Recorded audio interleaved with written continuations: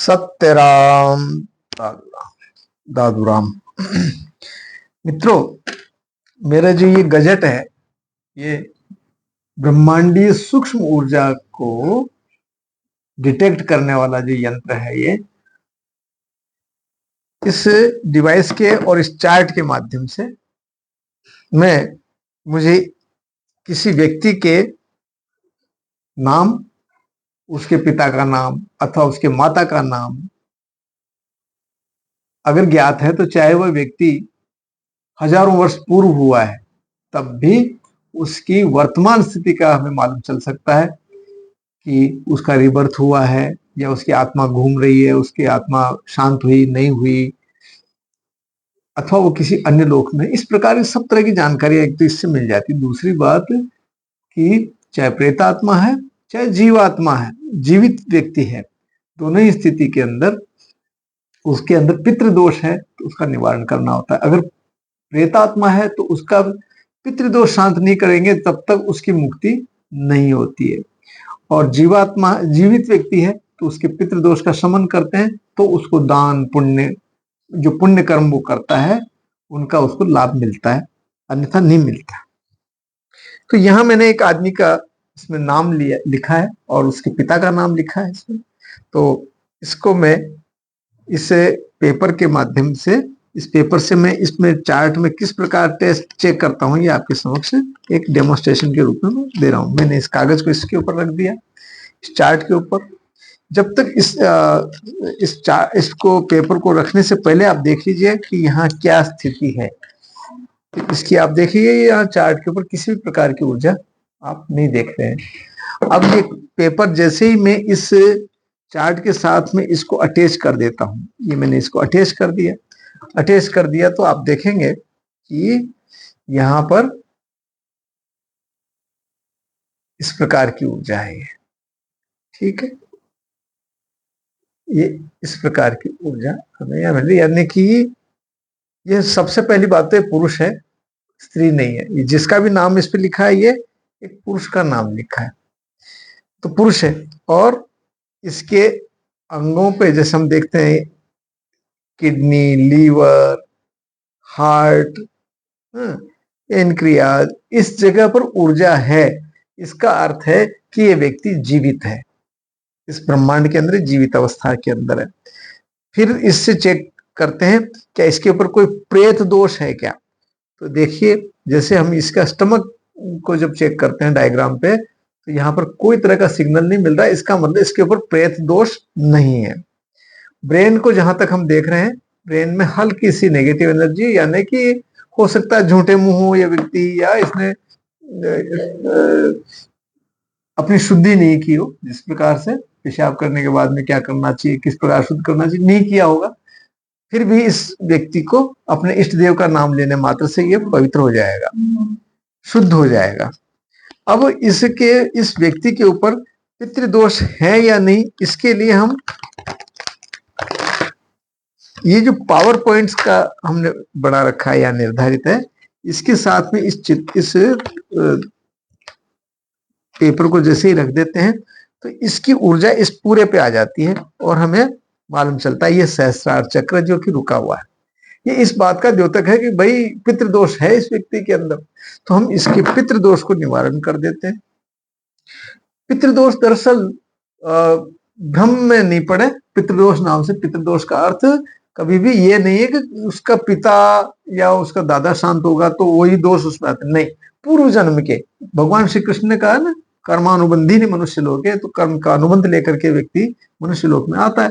तो जो पहले के कोई कर्जा रह गया, पहले का कोई वो है, उसके लिए उसका रिबर्थ होता है और वो उसमें दोष व्याप्त रहता है। उसकी मात्रा कितनी डिपेंड करता है कि व्यक्ति कितना परेशान होगा क्या। तो कुल मिलाकर के पितृदोष का निवारण शीघ्र से शीघ्र करवा लेना चाहिए। चाहे बच्चा एक दिन का है तब भी उसका पितृदोष निवारण करवा लेना चाहिए।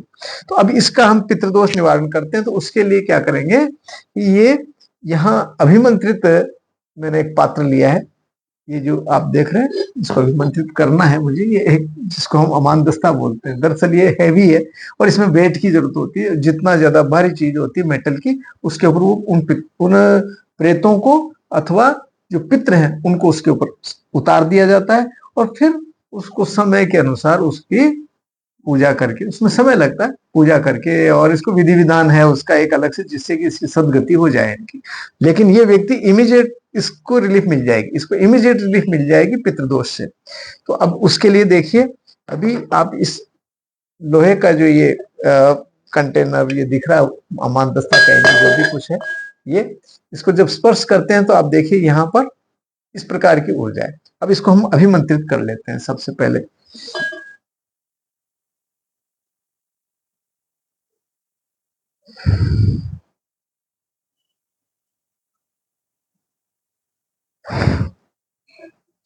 जैसे इसको अभिमंत्रित किया है तो आप देखिए इसकी क्या स्थिति बनी है, ये इस तरह से हलचल हुई है इसमें। तो हम इसको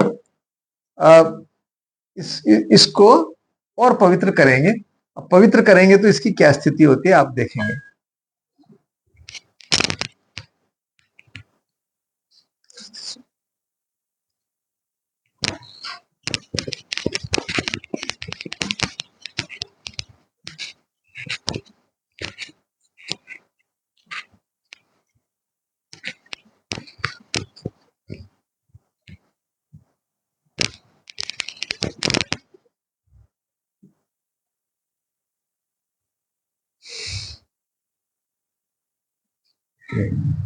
जैसे ही मैंने इसको टच किया है आप देखेंगे ये इस तरफ आ चुका है, ये ठीक है।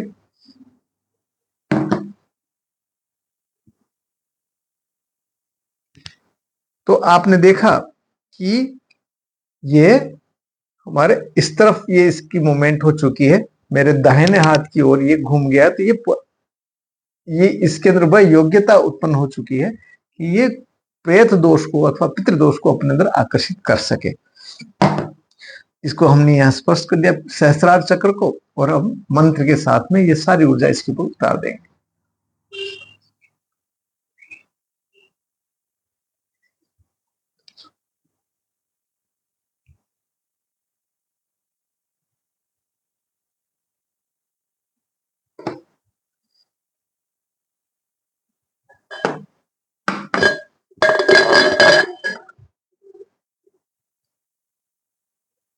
देखिए अभी ये पूरी तरह से नहीं आया, अभी ये पूरी तरह से उतरा नहीं है। ये यहां तक जब तक नहीं आता डिवाइस, तब तक इस व्यक्ति के अंदर प्रेत दोष है ये सुनिश्चित रहता है। ये अभी यहीं तक है, ठीक है। इसके और दोष रह गए, इनको हटा देते हैं।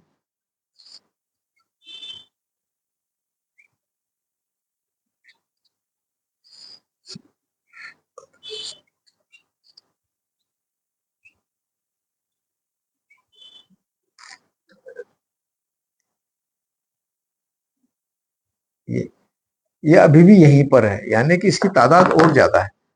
उसके लिए हम ये जो मूसली है इसके अंदर, ये अभी नॉर्मल अवस्था में, इसको भी हम इस योग्य बना लेते हैं ताकि यहाँ की नेगेटिव एनर्जी उतार सके, यानी पितृदोष को हम इस पे उतार सके।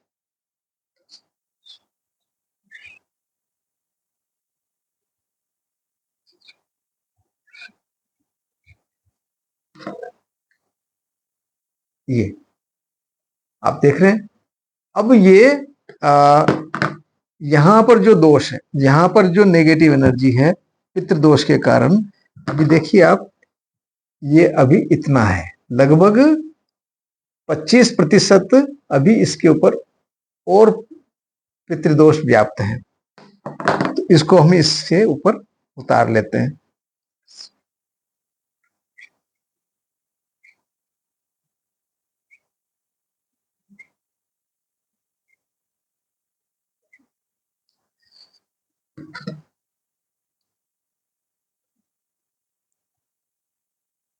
ये अब देखिए ये यहां तक आ गया, यानी पूरा अभी यहां तक नहीं भरा और ये रुक गया है।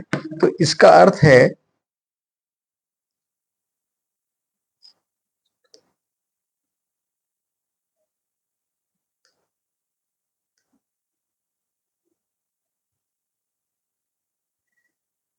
अब इसके अंदर ये इतना, लगभग 40% क्षमता इसमें और है। ये वजन के हिसाब से, वजन के अनुसार इनके अंदर कैपेसिटी होती है। और यहाँ पर अब ये सब इसका पितृदोष व्यक्ति का था, वो हमने इन लोहे के पात्र के ऊपर उतार दिया। अब देखिए ये सहस्रार चक्र आप देख पा रहे हैं, ये पूरा मेरे इस तरफ आ चुका है ये, यानी कि अब यहाँ इस व्यक्ति के ऊपर कोई प्रेत पितृदोष नहीं है। सारा का सारा पितृदोष जो था इस व्यक्ति का, हमने इस पात्र के ऊपर, इन दोनों पात्रों के ऊपर ले लिया। देखिए जैसे आप देखेंगे ये यहां तक आ गया, यानी कि ये लगभग लगभग 60% ये भर चुका है। इसके वजन के हिसाब से होता है 60% इसके अंदर प्रेत आ चुके हैं, यानी कि 40% की इसकी कैपेसिटी और है। और ये जो बड़ा पात्र देख रहे हैं आप यहाँ पे लोहे का, ये पूरी तरह से भरा हुआ है, ये पूरी तरह से भरा हुआ है। ठीक है, ये सारे के सारे प्रेत हैं जिनको हम पितृ के नाम से, लेकिन ये पितृ ही कहलाते हैं, ये प्रेत नहीं है, ये पितृ ही कहलाते हैं। और इनकी सदगति नहीं हुई है इस जीवात्मा के साथ में, ये संयुक्त है। अब इनको हमने हटा दिया, अब इनको हम मंत्रों के माध्यम से या कुछ दान दक्षिणा के माध्यम से इनको संतुष्ट करेंगे।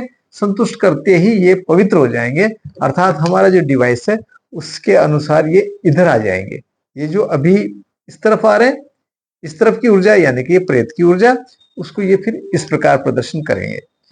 इस चार्ट के माध्यम से अगर मैं आपको बताऊं तो आप देखिए कि इस उदाहरण के लिए इसी को मैं रख देता हूं, इसको मैंने इस चार्ट के साथ रखा, कोई पेपर नहीं, कागज कुछ नहीं है इसकी, मतलब किसी का नाम वाम नहीं लिखा है।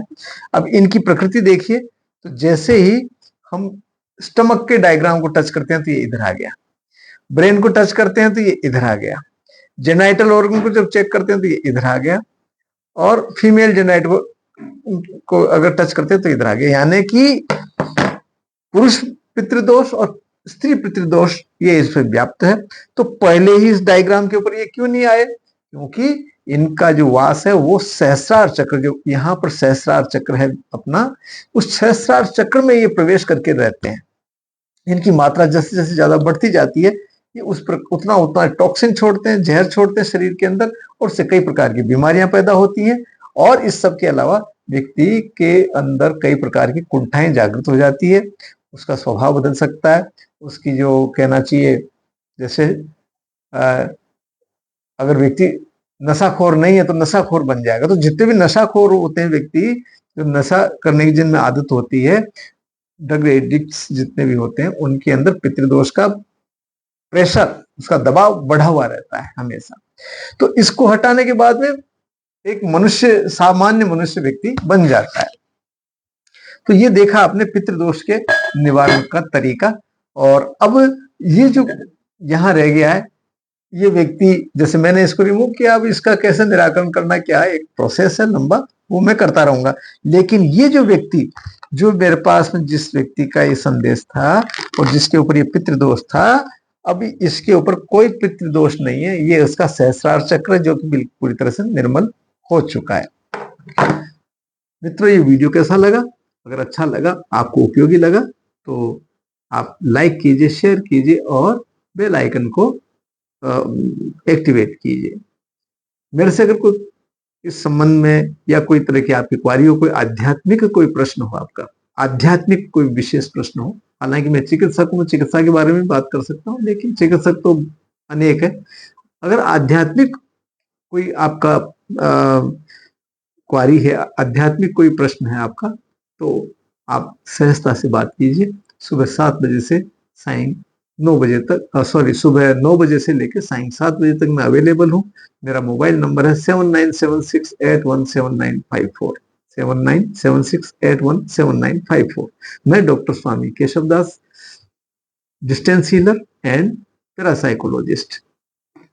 सत्यराम, सत्यराम।